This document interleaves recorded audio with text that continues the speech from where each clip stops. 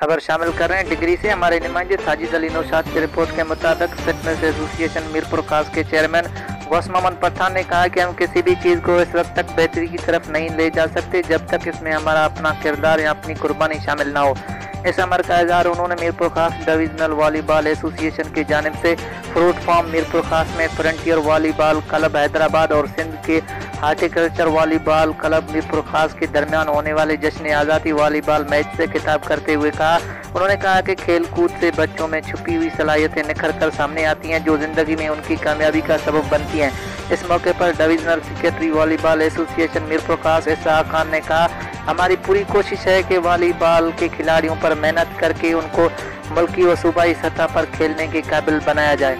Report bureau chief जीत HD news Sajid Naushad, जिला मीरपुर खास degree.